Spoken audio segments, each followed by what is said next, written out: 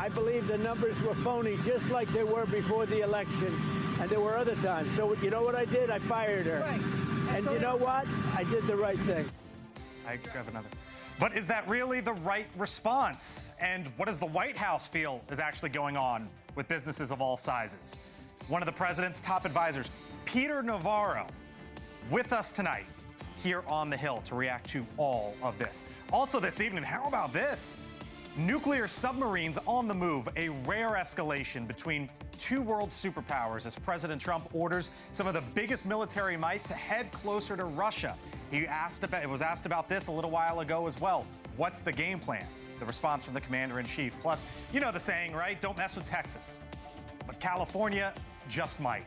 Texas Republicans now trying to help Trump and the House Speaker Mike Johnson for 2026. How Gavin Newsom is threatening to push back. We'll get into all of that over the upcoming hour, but first tonight here from the Hill, let's start with this. Now what? A jobs report released today that has real questions, not just for President Trump and the Fed Chair Jay Powell, but also for businesses, their employees, and Americans all across this country. So here's what I want to do as we start off the show tonight. I want to lay out for you what happened today and this week that has ripple effects all across the U.S. economy. So this morning, the Labor Department announced just 73,000 jobs added. With that, the unemployment rate ticked up very slightly, 0.1% to 4.2%. Now that on its face, that 73,000 on its face, would have been the second lowest monthly total since COVID rocked the economy. But then came this as well with the numbers, because the jobs numbers also from both June and May, the other two prior months, they were revised down significantly. All told, a revision of some 258,000 fewer jobs in those months. Added up, 19,000 only in May, just 14,000 only in June, on top of the 73,000 last month. Now, here's one way to look at it. The report's lengthy, it's complicated, they have all sorts of charts and data and breakdowns, all of it, okay?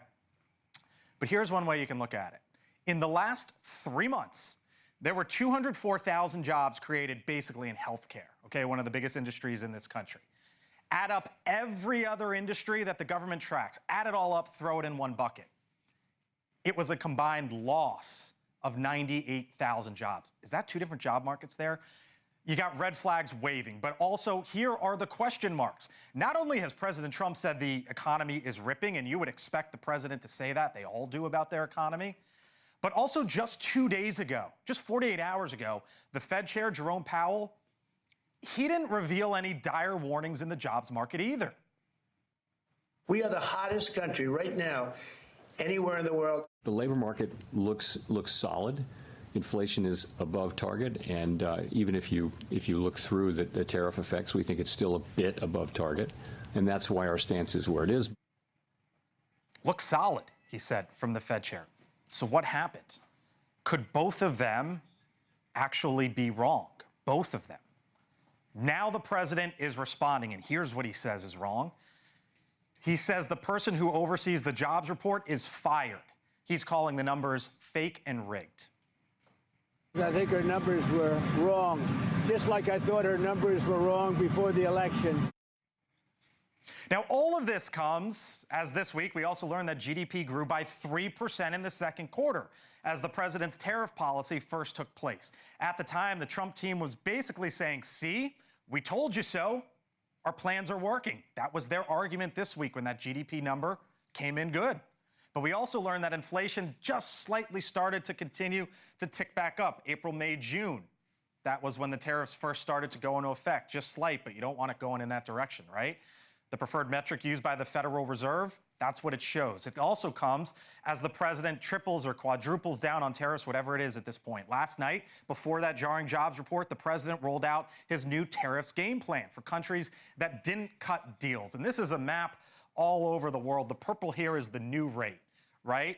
The orange here is the upcoming deadline, and those are the major trade partners. The deal rate, like if you look at the EU, these are the countries that cut deals with the president. And then the other, the brownish beige here, that's the baseline rate. The bottom line here is it's not one size fits all, and this is where the president has landed 121 days after Liberation Day. So here's the question, really going forward for the president. It's a complicated picture, right? You've got GDP going up, or at least moving in the right direction. You've got jobs in America seemingly stalling. You've got inflation moving up. And that map that I just showed you shows the tariff policy that's happening right now. It is a very complicated situation, and here to try to sort some of it out with me is one of the guys I turn to in this situation. He is Neil Bradley, the Executive Vice President, Chief Policy Officer with the U.S. Chamber of Commerce, which oversees, by the way, I should note, 80% of the Fortune 100, which by my math is about 80 companies. That is. And tens of thousands of small businesses. Indeed. Nice to see you. Thanks for coming in tonight. You. All right, so I want to know your story because you have the picture of American business. And let's break this down into three buckets, really, because you've got jobs, you've got inflation, and you've got growth. What's the job picture right now? Well, the job picture is what we learned this morning. It's not that we're in a recession. We're not. Let's be clear about that. And it's not that businesses are laying off workers. They're not doing that either. We got that data earlier this week. We don't see an increase in layoffs. What's happening is because of the uncertainty, because of the pressure of tariffs that is slowing the economy down, businesses just aren't filling open jobs. That's why you're seeing these monthly job numbers come in at, 10,000, 14,000, the 74,000. So it's not dire. The sky is not falling, but we should be growing. We should be adding more jobs. So tariffs is a principal hold. So you just said jobs or growth and tariffs. Let's go there. Growth. What's happening with companies? Yeah, so growth is basically stagnating. So take that 3% number. There's a lot of things that go into GDP, but one of them is that we subtract out imports. And one of the reasons the number was so robust is because imports fell in the second quarter because everyone imported things in the first quarter. If you look at the first, front run it. They front run it. That's why GDP was negative in the first 3 months of this year. Add it together, it all washes out. It's an economy that's growing at 1.2% a year. It's better than not growing. But it's really a bad sign when the economy is at 1% GDP. So on inflation, there was a fascinating chart. And again, you have the look at businesses all over this country of all sizes. Let's put it up if we can, because basically over the last 2 weeks, this is companies who say that they have increased prices, if their prices that they have paid have increased. Basically half have said yes. But prices that they have charged to the consumer, basically a quarter of that has gone through. So what's the story there, and what does that tell you? Well, businesses don't like to raise prices. And so, because once they do, they're worried about losing customers, et cetera. But when the prices that they are paying are going up so fast, at some point they don't have a choice. And so this is why we're worried, and this is why I think the Fed is worried about inflation in the future and rising prices. Because if manufacturers, if half of them report they're paying more, if half of wholesalers report they're paying more, if half of retailers, at some point, that ends up in the prices that you and I pay in the store. You guys put out a report today, which you're revealing here first, I believe, which talks about a $200 billion basically charge for small businesses. That's right. Tell me about that. What do you mean by that? Yeah, so we tend to think of importers as really big businesses, and that's true. But there's 242,000 small businesses that import into this country every year. It could be the Italian delicatessen who like imports stuff from Italy. Give me my turkey salami mozzarella, to give you the please. fresh stuff, right? And they import a little less than $900 billion worth of goods every year. And if you take all the tariffs in the map that you just showed, those just went up. In some cases, they went up from 10% to 15%. In the case of Brazil, all the way to 50%. By the way, where does coffee come from? A third of it comes from Brazil. You add all of that up, and the tariff rate on small businesses, if paid out over the full course of a year, $200 billion. So give me the hope here. Give me the where you're excited, what you're looking forward to. At the end of the day, this is the United States of America, greatest country, greatest economy in the world, no matter what. When you zoom out and look large, what's the hope here? Well, these businesses are really creative. They're figuring out ways to cut costs elsewhere. They're figuring out how to resource in different ways. They will try to manage through this. But understand, the hope is that if we could get some of these policies right, like we did on the tax bill, if we could think that was a winner? That was a winner. If we can get some of the policies on tariffs and trade, on workforce right, we could be growing faster. Our aspiration should be growing at 3 times the rate our economy is today. Okay. And that's doable. So what gives me hope and optimism is we have a pathway to get there. We need Washington to help a little bit more so that small businesses in particular can focus more on running their business, not figuring out how to get around Washington's latest hurdle. I've told you we'll check in with you about once a month or so as all of this unfolds, Neil Bradley. Thank you, sir. Great to see you. Appreciate you coming in on Friday, by the way. Thank you. Over now to the White House and our Kelly Meyer, who was on the phone with administration officials, or at least talking to folks over at the White House in the last 24 hours or so. Kelly, there's so much going on between all the numbers that we got this week, right? We called it a full-body checkup of the American economy to start the week, and here we are on a Friday. But at the end of the day, there was also major news involving tariffs. I showed that map there, and I'm wondering what your sense is of permanence and how the White House views that going forward. That's a really good question, and it really comes back to, the reason the president says he put these tariffs on in the first place, or the reason he was able to, he says, because this is being challenged in the courts, remember, as well, is because he is using a law that is saying that this is an economic emergency, that he needs to correct what he calls the trade deficit and put these tariffs on. So then the thinking here is if they are able to get out of that deficit, which the president says they have been bringing in, as he calls it, billions and billions, and the country's becoming rich again, if they're able to get rid of that deficit, then that would mean that there's no further need for those tariffs to remain. So that could be a way that they would get out of it, because then they would no longer be able to qualify for that law's protection, and as it's being challenged in the courts, Blake. Our Kelly Meyer live for us tonight at the White House as all of this unfolded in a very busy week. Kelly, thank you. All right, still to come tonight. Here on the Hill, I mentioned the White House and its response. Spoke a little while ago with Peter Navarro. He is one of the top aides with all of this to President Trump. His take on the jobs numbers, what he thinks about Jay Powell. Can Americans trust what's coming forward? You'll hear from Peter 20 minutes away. Also, is it governor versus governor? Why Greg Abbott and Gavin Newsom seemingly now going at it with one another. Chris Steyerwalt joins me on the other side of the break with what's going on in Texas and California. I'm Blake Berman. Thank you for being with us tonight. I'm back with Steyerwalt on the other side in 4 minutes. You can draw districts based on political performance, political partisanship. You're saying to Texas voters that you don't get to pick who represents you. Donald Trump gets to pick who represents you. I see this as a betrayal. Oh boy, do they got a story going on down there in Texas. Just part of the conversation that happened today between Democrats and Republicans on the Republican efforts to redraw the Texas congressional map. This week, the Texas Republican Party, the lawmakers there, released a draft of the state's new congressional map that would revamp district lines and possibly flip 5 Democratic seats in next year's midterm election. Now, the move was endorsed by the president back in July, but now other states are starting to fight back. Okay, if you do this, what about us? California is one of them. The governor, Gavin Newsom, posting this on X, saying, quote, Donald Trump asks for 5 seats and Greg Abbott automatically bends the knee. The 2026 election is rigged. California won't sit back and watch this happen.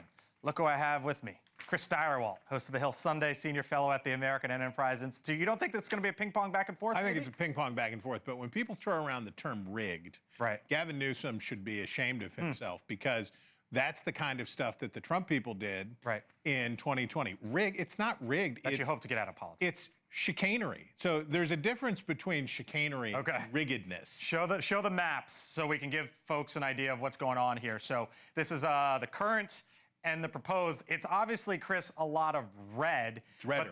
It's very red.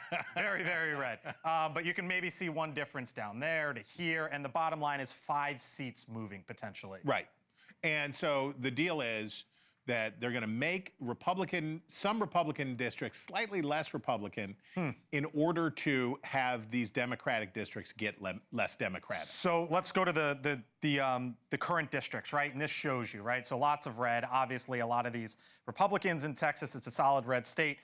don't have trouble with their races, but focus on these two for a second, right? Yeah. Okay, now let's go to that's the current, let's go to the proposed and focus on those two. When we flip it, ta-da. There you go. So it thins out over here, right? That's much thinner. That's good. But look at how much is clustered over here in the +10 area as compared to the previous one. So what they're saying, here's what Trump told Republicans to do in Texas, which is make your safer seats a little less safe so that we can swipe these seats from the Democrats. We can take them back. And the people there, and remember, I tell you guys this all the time, the midterm electorate is different from the quadrennial electorate. It's less Republican because the Democrats have the high propensity voters in the suburbs, college-educated, more affluent voters who voted a higher propensity. Trump people don't all turn out in these places. So you got a bunch of Republicans here in the 10 to 20 range that are thinking, Right. And there's backlash to this, too, because people in Texas are paying attention.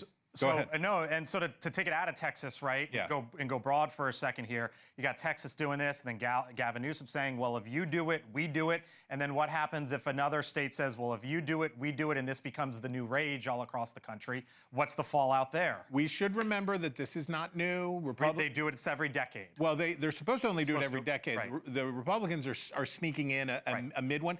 But Tom DeLay did this back in 2003. This is not a new thing for Texas Republicans to do. But here's where Gavin Newsom's problem comes in. He's not in charge of who does this in California. California voters, they took a referendum to California voters who said, no, we need to take this to a commission and do all this stuff. Not to say that it can't be done, but does Gavin Newsom, while he is running for president and while they're going to have a gubernatorial election in California, want to throw another referendum on the ballot so that they can play tit for tat with Texas? I think Democrats lose this game of tit for tat. Interesting. All right. Steyerwalt here with me, hanging around. Back later in the show. Heck yeah, brother. We have Friday Night Unfiltered. Oh, it's going to be so good. I can't even stand it. All right, still much more ahead here on the Hill. Peter Navarro on the other side of the break. I go one-on-one with the president's, one of his closest advisors. All the news, jobs, inflation, trade, tariffs, all of it front and center today. Peter Navarro, other side of the break. And is the president going nuclear? There is a new threat today against Russia, and the commander-in-chief talking about it. What he heard from Russia that he didn't like when the Hill returns. I believe the numbers were phony, just like they were before the election, and there were other times. So you know what I did? I fired her. And you know what? I did the right thing. President Trump just a little while ago after firing the head of the Bureau of Labor Statistics. It comes after the July employment report. Not only did it miss expectations, but it only showed 73,000 jobs in July, and only 14,000 and 19,000 jobs, with a huge revision downward for the 2 months prior. This just after the White House announced that new tariff rates for much of the world go into effect next week. So why is the White House targeting the person overseeing the numbers? What do they make of those numbers? I spoke with Peter Navarro, counselor to President Trump, earlier this afternoon. Peter Navarro, thanks for being with us here on the Hill. Once again, always appreciate the time, sir. Let's start with the big news of the day, which is the jobs report. Just 73,000 jobs created last month, only 14,000 and 19,000 created the 2 months prior. Why? Well, I'm going to have to ask the BLS for that. It's an unsettling pattern. The BLS doesn't seem to be able to get that jobs number right. This has been going on for over a year. It's either incompetence or political interference. Either way, a head rolled today, and that's appropriate because this simply isn't right. I tell you this, Blake, here's the most important thing I can tell you about that miss today. Is that if we had gotten that data when we should have got that data, the Federal Reserve yesterday would have lowered interest rates by at least 50 basis points. So you think this kind of incompetence or political, no question about it. I mean, look, you had 3 months that were 2 months that were revised significantly downward, one which was lower than expectations. I mean, the Fed, that's a completely different picture. I mean, there was a strong case for a there's an overwhelming case for a 50 basis point cut. They might even gone 100 basis points if they'd been getting the right data about unemployment. Because remember, the Fed's decision is a two-parameter decision. What's going on with inflation? What's going on with the unemployment rate and the jobs? So it's been during the campaign, it was very frustrating to me as a macroeconomist. That's kind of what I did for years, forecasting. It's like, what? Why can't they get this right? And then every time they were having these overstatements in 2024, but how do you square, Peter? Yeah, how do you square, Peter, though? You talk about a head rolling, and it's the BLS commissioner. The president says the numbers are rigged, the numbers are fake at this point in time. But now you know this, Peter, that there's going to be a sizable portion of this country who doesn't believe the numbers going forward, because there's going to be a real question of, well, is the Trump administration now cooking the numbers? Well, people don't believe the numbers anyway. I mean, how can you believe the numbers when for over a year now the BLS has consistently gotten it wrong in a pattern which in 2024 suggested that they were trying to prop up Biden-Harris for the election? So I think what's going to happen here is we're going to get somebody who knows what they're doing, who'll be able to accurately forecast numbers, and the proof will be in the pudding. Like, how many times did they get it right? How many times did they have to significantly revise? I mean, this one, look, this is not a new story, Blake. This went on repeatedly in 2024 in a clear pattern of partisanship. And so this is healthy. Like, these career bureaucrats and people been in government, these people just got to get out of the way and replaced by competent people. But here's what the numbers do show. What's been happening is not competent. Here's what the numbers do show, though, Peter, which is the last 3 months, 204,000 jobs created in healthcare. And when you combine every other industry together, it's a loss of 98,000 jobs. It's essentially two different job markets right now. Is that how you see it? What's interesting to me, buried deep there, is that the number of jobs that have been created for Native Americans have gone up over 1 million. They're significant. Well, the ones who are illegal aliens have gone down, and on net, we're better off. So that's something you won't hear reported very often, but it's right there in the numbers. So pick your number. Here's the thing, Blake. Despite what that number looks like, this economy is healthy in the sense that we've got the tax cuts, the big, beautiful bill in place. We're seeing tremendous investment because of the 100% expensing, because of the trade deals bringing things here. I mean, we've got a really good trajectory going forward. So these numbers today, the only thing that people should take away from the numbers today is that the BLS doesn't know what the hell it's doing, and it's time to flush that toilet. You say, though, it's a healthy economy. We also see the Fed's preferred metric of inflation ticking up. So how do you square prices slightly going up? No, they're not ticking up. It's been on a steady trend down, and if you're citing like 1/10 of a percentage point in one of the numbers that just came out this week, that's not ticking up. That dog won't hunt. The reality, the question is for the Federal Reserve. The Fed's worried about it, though, Peter. You know that. Cut rates, and it should have cut. No, the Fed's not worried about it. Jay Powell, who doesn't know what he's doing, is worried about it. And 4 Democrats on the Fed are going along with Powell. I think one of them resigned today, so we're going to be able to get at least 3 Republicans on there. And Blake, for the first time since 1993, we had 2 Fed governors publicly dissent. I mean, the reality here, as President Trump pointed out, is it costs us $1/3 $1 trillion, $1/3 $1 trillion to be 100 basis points over where we should be, and we're at least that. And it's just, what happens is it costs us more to finance our debt. It costs us in terms of a damp down on the GDP. It's about 750,000 jobs we don't create. I mean, think about that. If the Fed's missing by just 0.5 point, that's 750,000 jobs we don't create. Now, put that together now with the jobs report that came out today. If the Fed's been been too high interest rates for the last 6 months or for 3 months, whatever, that accounts for what's going on. Next Fed meeting in September, of course, as you and I both know, but for our audience, let me leave you with this. A story that we've been covering, Peter, I think more than anyone, which is the U.S. investment in rare earth companies. And it's really a story about the U.S. and China because it's about rare earths and the future. There was a report out, Peter, that you told a room of rare earth mineral companies that the MP Materials deal, which the Pentagon invested $400 million in that company, is not a one-off. Should we expect the U.S. government, should we expect the Trump administration to be making more investments in private American companies on this front?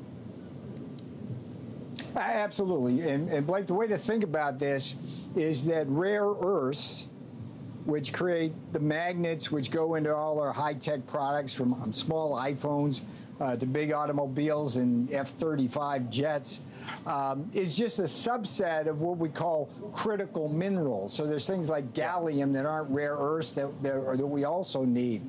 So we had a great meeting last week. David Copley is helping to run all of this effort. And what we're trying to do in Trump time, how many companies, because I'm up against expertise during the former sector. Yeah, I'm up against time here. How many companies? We're talking about several? A lot, and we're going more. It's like we're going to have a lot of deals to fill out the supply chain. That's the strategy across critical minerals. We build our supply chain, we build our expertise in that area, and we achieve critical mineral dominance over time, just like we have strategic energy dominance. Peter Navarro with us tonight here. By the way, you guys have been doing good. Yep, we've been on that, and we'll continue. Peter Navarro, always appreciate the time. Talk soon. Peter Navarro with me earlier today. With me right now, Nick Mulvaney, NewsNation contributor, former Trump White House chief of staff. Hello, sir. Happy Friday. I appreciate you coming in on this Friday afternoon. We got a whole lot of news, Mick, as the president fired the person who oversees. Where do you want to start? I think I want to start on the firing of the person, because look, the reality is you can argue the antiquated process that they collect the numbers. I don't think anybody would argue against that. But the reality is that the president fired someone, he's going to put his own person in, and now you're going to have a whole lot of folks saying, I don't believe anything going forward. Well, let's just everybody admit to begin the discussion that from now on, in fact, looking backwards, it's been true, but certainly from now on, everything Donald Trump does is going to look political to some people. So let's actually look at what happened and ignore the politics for just a second. These are the largest downward revisions in the job numbers, aside from COVID, which was a very strange time. We all know that, since 1979. I don't agree a lot with Peter Navarro. We used to work together in the White House. You know Peter and I disagree a lot of things. I actually think he said some things that were right. Either it's political or it's incompetent. If you can't count right, you probably shouldn't be running the BLS. And I got to give it to Trump, say, look, I got to get somebody in here who can actually give me decent numbers. I don't know how you can criticize that. I know you will criticize it. Do you trust going forward that the numbers won't be cooked? You know, I'm going to continue to watch the private data.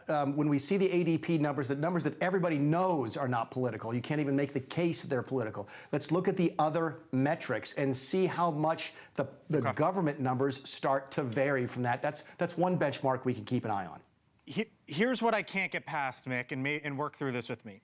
Jay Powell was up at the podium on Wednesday, and he said the jobs market was solid, quote unquote solid. Yeah. You expect Donald Trump to say everything's great and rainbows and the economy is a rocket ship and all that, right? But Powell said it was solid. That was 2 days ago. What if both of them were wrong, Mick? That's what I'm trying to work through in my head. Again, put it in the column of things I don't say that often, but Peter Navarro was right. I think that you would have heard a very different message from Jay Powell 2 days ago if he knew these revisions were coming. I'm not sure he would have cut rates. I certainly don't think he cut rates 100 basis points, but at least the language would be a lot more dovish. I mean, the language he used the other day was he was actually, you read between the lines that an increase in rates was on the table for September. Yeah, you called that at the time. You can't have these kinds of mistakes because people rely on the numbers. This is not a small revision. We all understand revisions. We all understand why the numbers have to change. There's seasonal adjustments, there's weather adjustments, there's timing adjustments. We get all that. Anybody who follows this knows this. This is a lot more than that. This is a big miss and more than one time, and it has real-world implications, including whether or not the Fed raises or lowers rates. I want to let our audience know Mick was not supposed to be on the clock today, but we had a host of news, and he joined us tonight. Oh, you were going to have Peter Appreciate Navarro. it, I can't pass up a chance to. Come on and listen to Peter. Mick, have a great weekend, sir. Have a great weekend. You as well. All right, still to come tonight. This was another major one. The president today saying, you know what, the nuclear submarines are on the move. I don't like, he says, what Russia is saying. So the nuclear submarines at least, are moving. What's that all about? We'll show you what the president said. A threat was made, and we didn't think it was appropriate, so I have to be very careful. So I do that on the basis of safety for our people. A threat was made by a former president of Russia, and we're going to protect our people. The commander-in-chief earlier this afternoon, can a war of words actually turn nuclear? President launching a threat toward Russia in response to Dmitry Medvedev, who you heard him reference there, a key figure in Russian politics. Quote, I have ordered 2 nuclear submarines to be positioned in the appropriate regions, just in case these foolish and inflammatory statements are more than just that. This is what might have got the commander-in-chief going. Earlier this week, a few days ago, Medvedev seemingly taunting Trump, posting, quote, Trump's playing the ultimatum game with Russia, 50 days or 10. He should remember 2 things. These are Medvedev's words now. 1, Russia isn't Israel or even Iran. 2, each new ultimatum is a threat and a step toward war. Not between Russia and Ukraine, but with his own country. Don't go down the Sleepy Joe road, end quote. Interesting that Medvedev mentioned Iran because U.S. nuclear subs, like the ones you see here, were actually used in the June 21st strike on 3 Iranian nuclear power plants. So is this possibly war games or just word games? Full panel with me now. Scott Bolden, NewsNation political contributor. She is the national political reporter for The Hill. That's Scott. That's Julia Manchester. Chris Steyerwalt, host of The Hill Sunday, senior fellow at the American Enterprise Institute. And Denise Gitsum, NewsNation political contributor as well. Hello to you all. Happy Friday. Thanks for being here. What's going on here? Well, if you know anything about Ohio-class subs, they're not used for warfare generally unless it's asymmetric, like against Iran, right? But when you have another equal sort of power in that region, it's really used as a deterrent, not detergent, a deterrent. That would be interesting, though. It'd be nice if we could wash some of this all away, but it is a deterrent because these subs are the deadliest subs of any. They can literally take out a continent. So you teed me up perfectly. I'll get you here in a second, Scott. So the U.S. nuclear sub force, let me tick through some of this for you. 71 submarines, but what I really want you to focus on is 14 ballistic missile submarines. And of those 14, 7 are stationed on the East Coast, off the state of Georgia. 7 are stationed out west, off Washington State. They go about 30 to 35 miles per hour. It would take them, Scott, about 5 to 6 days to get within range. And let's show the map so you see, I mean, who knows where they actually are at any point or time, at any point given time, but that's where it could be at this point, Scott. It's got to be, let me get this right, a former president who doesn't have the power to launch nuclear bombs against the U.S., taunts our president, and our president takes it as a personally offended, and he moves 2 nuclear subs, which probably cost hundreds of thousands, if not millions of dollars, to move, period. It's word games. He got taunted, and then he took the bait. You think he's actually moving them? Well, you got to take him. We wouldn't know because they're almost. Well, why would he volunteer? Well, I shouldn't say why would he voluntarily mislead us, but I take that back. He may voluntarily mislead us. But the reality is, we're moving the subs allegedly, and it's like 2 8-year-olds taunting one another and playing war games with toy soldiers and toy tanks. So this comes as the president doesn't look. It's 6 months in, more than Julia. Yeah. The Russia-Ukraine war still going on. He put Putin on a 50-day clock, then on a 10-day clock, and now that's at about a week. It's at about a week, but Putin's really showing no signs of backing down. In fact, earlier today at a press conference or a press event, Putin essentially said, quote, all disappointments arise from inflated expectations. That was in response to something Trump said, being disappointed. So I don't really see how this changes anything for Putin right now. It seems like this is word games, essentially. Well, Counselor, you mentioned how much money it might cost to move these two Ohio-class submarines.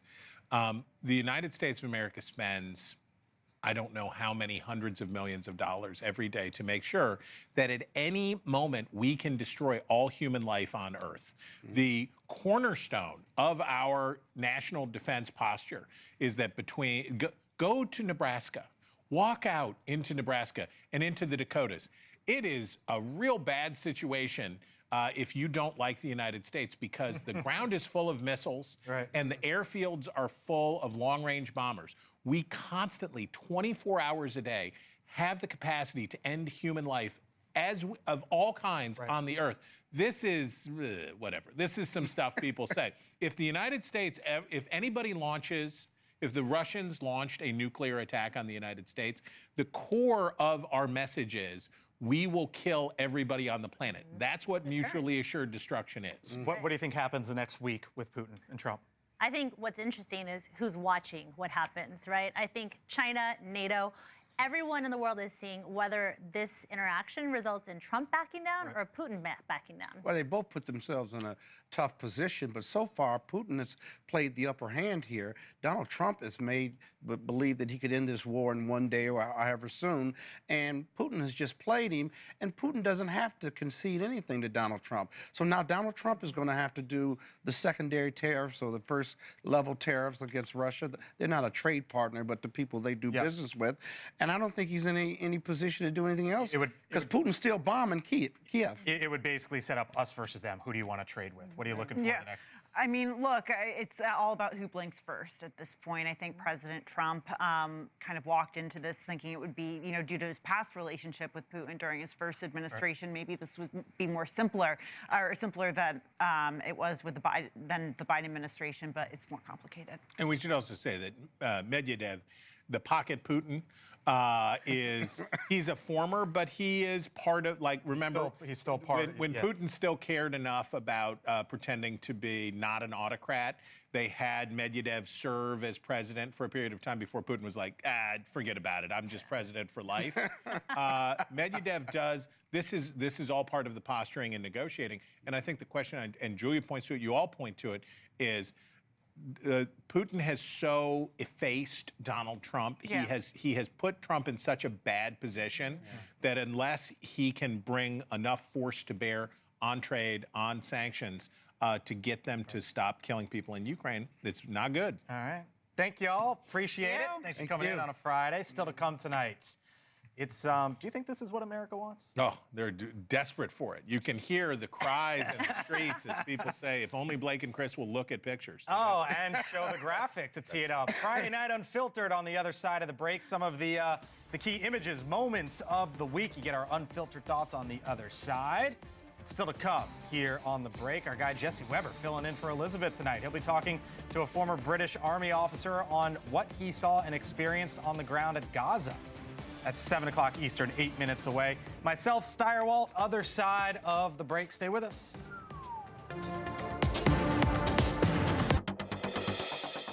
All right, it is Friday night. Only means one thing at about this time. Friday night Unfiltered. The one time of the weeks. I have no idea what's coming next. Neither does Steyerwalt. The best images, videos, pictures, I have no idea. That our team chose. You get our thoughts. First one, what do we got here? Some of the biggest news of the week. Oh, it's behind us. Ooh. Oh, boy.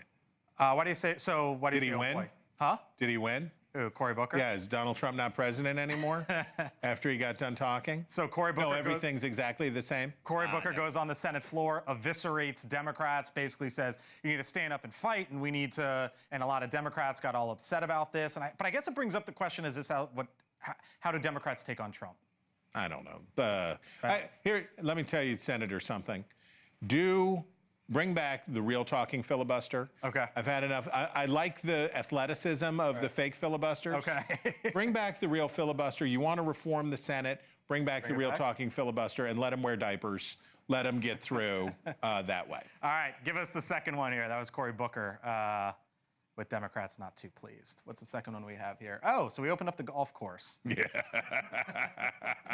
If you could go to Scotland and play some free golf, wouldn't you? I guess. I don't know. The only thing here is, look, I think there's a real question here about him pushing his sons and family property. Any parent would be proud of their son, and him going before the camera. Yeah, I'm sure it's about parental pride. I'm sure this is the most ethically obtuse, quagmire, preposterous on a foreign trip abroad to enrich yourself. Yeah. And in the first term, they pretended like, oh, we're not doing it. Now that's just naked. Now the corruption is just totally naked.